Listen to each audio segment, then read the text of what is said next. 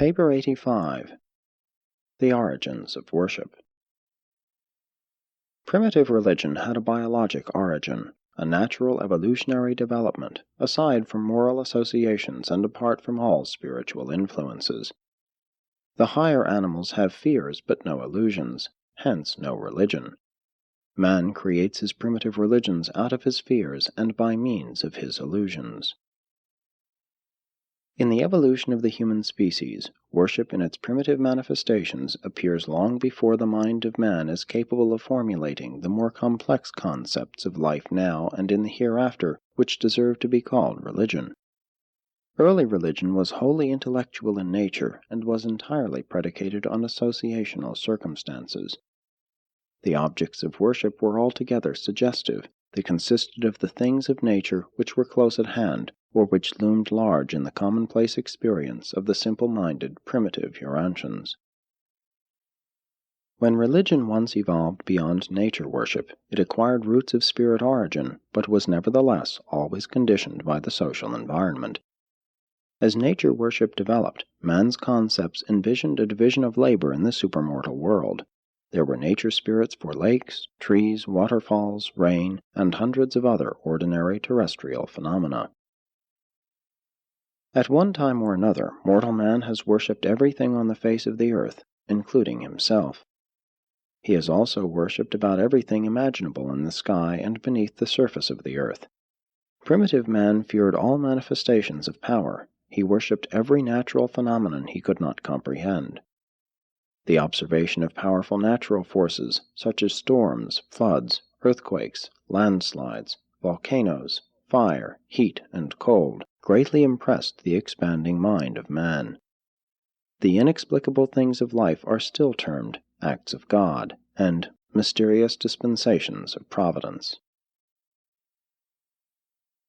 1. Worship of stones and hills. The first object to be worshipped by evolving man was a stone. Today the Kateri people of southern India still worship a stone, as do numerous tribes in northern India. Jacob slept on a stone because he venerated it. He even anointed it.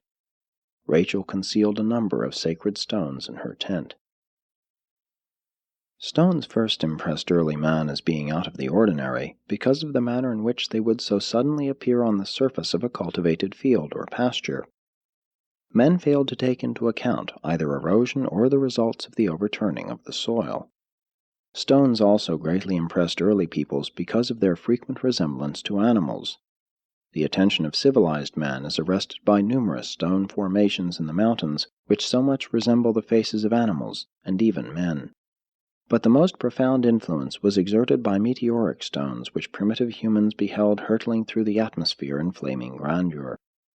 The shooting star was awesome to early man, and he easily believed that such blazing streaks marked the passage of a spirit on its way to earth. No wonder men were led to worship such phenomena, especially when they subsequently discovered the meteors. And this led to greater reverence for all other stones. In Bengal, many worship a meteor which fell to earth in AD 1880. All ancient clans and tribes had their sacred stones, and most modern peoples manifest a degree of veneration for certain types of stones, their jewels. A group of 5 stones was reverenced in India. In Greece it was a cluster of 30. Among the red men it was usually a circle of stones.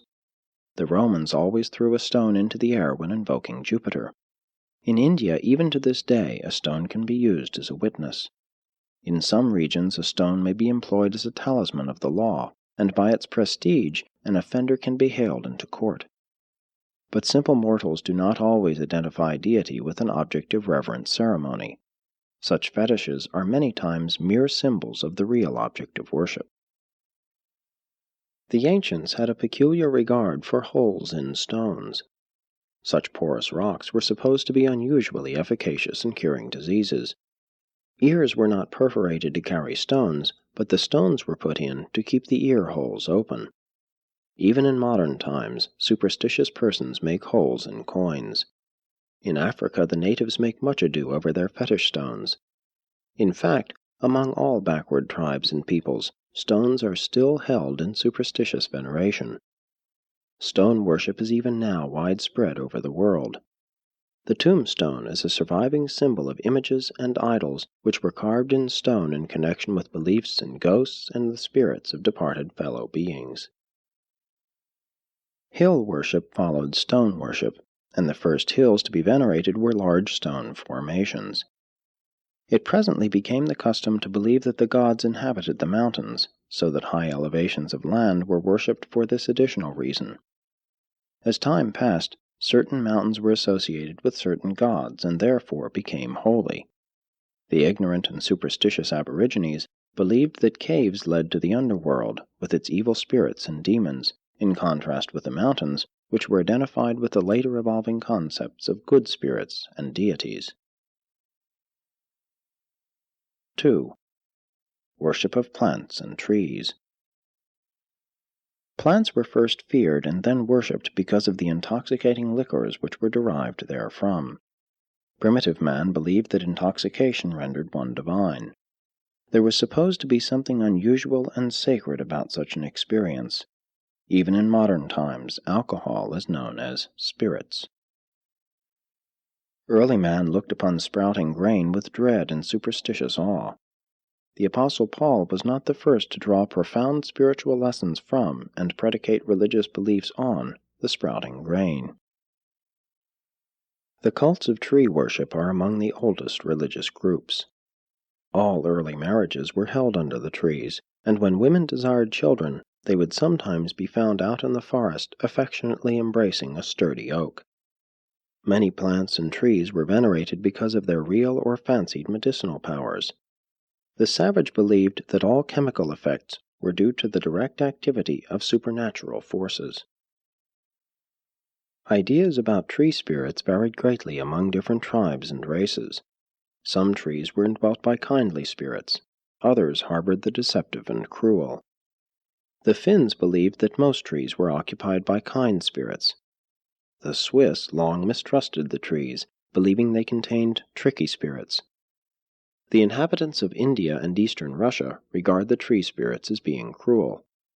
The Patagonians still worship trees, as did the early Semites. Long after the Hebrews ceased tree worship, they continued to venerate their various deities in the groves. Except in China, there once existed a universal cult of the Tree of Life. The belief that water or precious metals beneath the earth's surface can be detected by a wooden divining rod is a relic of the ancient tree cults. The maypole, the Christmas tree, and the superstitious practice of rapping on wood perpetuate certain of the ancient customs of tree worship and the later-day tree cults.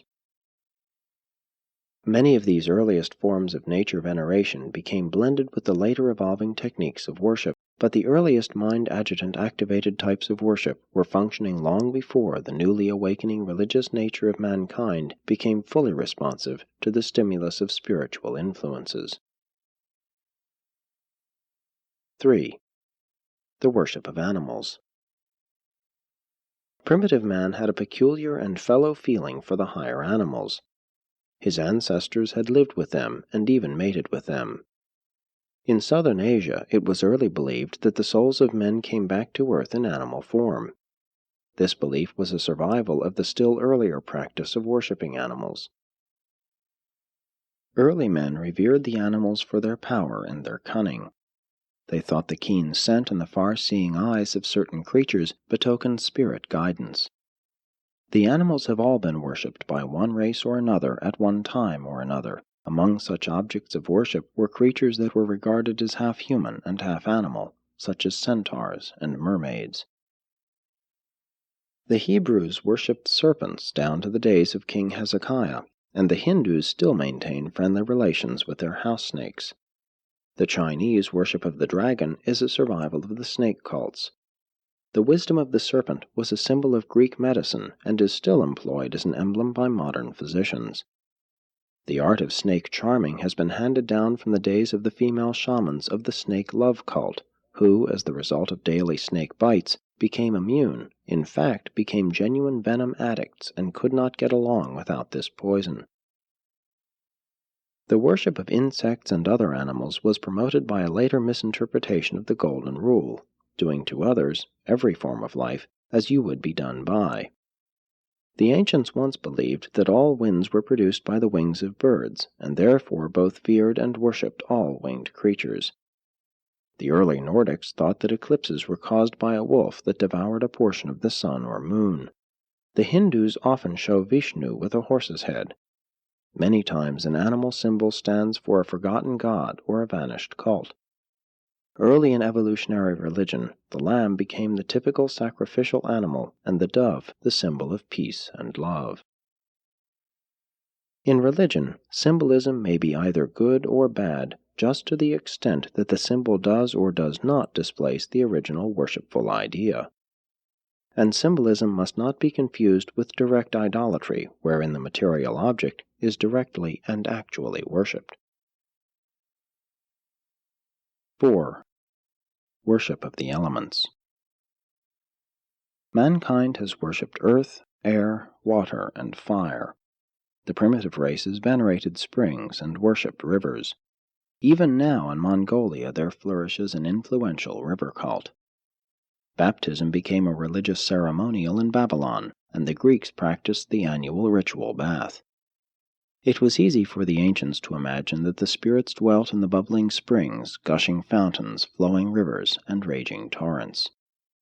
Moving waters vividly impressed these simple minds with beliefs of spirit animation and supernatural power. Sometimes a drowning man would be refused succor for fear of offending some river god. Many things and numerous events have functioned as religious stimuli to different peoples in different ages. A rainbow is yet worshipped by many of the hill tribes of India. In both India and Africa, the rainbow is thought to be a gigantic celestial snake. Hebrews and Christians regard it as the bow of promise. Likewise, influences regarded as beneficent in one part of the world may be looked upon as malignant in other regions. The east wind is a god in South America, for it brings rain. In India it is a devil because it brings dust and causes drought. The ancient Bedouins believed that a nature spirit produced the sand whirls, and even in the times of Moses, belief in nature spirits was strong enough to ensure their perpetuation in Hebrew theology as angels of fire, water, and air. Clouds, rain, and hail have all been feared and worshipped by numerous primitive tribes and by many of the early nature cults. Windstorms with thunder and lightning overawed early man. He was so impressed with these elemental disturbances that thunder was regarded as the voice of an angry god. The worship of fire and the fear of lightning were linked together and were widespread among many early groups. Fire was mixed up with magic in the minds of primitive fear-ridden mortals. A devotee of magic will vividly remember one positive chance result in the practice of his magic formulas, while he nonchalantly forgets a score of negative results, out-and-out failures. Fire reverence reached its height in Persia, where it long persisted. Some tribes worshipped fire as a deity itself, others revered it as the flaming symbol of the purifying and purging spirit of their venerated deities. Vestal virgins were charged with the duty of watching sacred fires, and in the 20th century, candles still burn as a part of the ritual of many religious services. 5. Worship of the heavenly bodies. The worship of rocks, hills, trees, and animals naturally developed up through fearful veneration of the elements to the deification of the sun, moon, and stars. In India and elsewhere, the stars were regarded as the glorified souls of great men who had departed from the life in the flesh. The Chaldean star cultists considered themselves to be the children of the Sky Father and the Earth Mother. Moon worship preceded sun worship. Veneration of the moon was at its height during the hunting era, while sun worship became the chief religious ceremony of the subsequent agricultural ages. Solar worship first took extensive root in India, and there it persisted the longest. In Persia, sun veneration gave rise to the later Mithraic cult. Among many peoples, the sun was regarded as the ancestor of their kings. The Chaldeans put the sun in the center of the 7 circles of the universe. Later civilizations honored the sun by giving its name to the first day of the week. The sun god was supposed to be the mystic father of the virgin-born sons of destiny who ever and anon were thought to be bestowed as saviors upon favored races. These supernatural infants were always put adrift upon some sacred river to be rescued in an extraordinary manner, after which they would grow up, become miraculous personalities, and the deliverers of their peoples. 6. Worship of man. Having worshipped everything else on the face of the earth and in the heavens above, man has not hesitated to honor himself with such adoration. The simple-minded savage makes no clear distinction between beasts, men, and gods. Early man regarded all unusual persons as superhuman, and he so feared such beings as to hold them in reverential awe. To some degree, he literally worshipped them. Even having twins was regarded as being either very lucky or very unlucky. Lunatics, epileptics, and the feeble-minded were often worshipped by their normal-minded fellows, who believed that such abnormal beings were indwelt by the gods. Priests, kings, and prophets were worshipped. The holy men of old were looked upon as inspired by the deities. Tribal chiefs died and were deified. Later, distinguished souls passed on and were sainted. Unaided evolution never originated gods higher than the glorified, exalted, and evolved spirits of deceased humans. In early evolution, religion creates its own gods. In the course of revelation, the gods formulate religion. Evolutionary religion creates its gods in the image and likeness of mortal man. Revelatory religion seeks to evolve and transform mortal man into the image and likeness of God. The ghost gods, who are of supposed human origin, should be distinguished from the nature gods, for nature worship did evolve a pantheon, nature spirits elevated to the position of gods. The nature cults continued to develop along with the later appearing ghost cults, and each exerted an influence upon the other. Many religious systems embraced a dual concept of deity, nature gods and ghost gods. In some theologies, these concepts are confusingly intertwined, as is illustrated by Thor, a ghost hero who was also master of the lightning. But the worship of man by man reached its height when temporal rulers commanded such veneration from their subjects and, in substantiation of such demands, claimed to have descended from deity. 7. The adjutants of worship and wisdom. Nature worship may seem to have arisen naturally and spontaneously in the minds of primitive men and women, and so it did. But there was operating all this time in these same primitive minds the sixth adjutant spirit, which had been bestowed upon these peoples as a directing influence of this phase of human evolution. And this spirit was constantly stimulating the worship urge of the human species, no matter how primitive its first manifestations might be.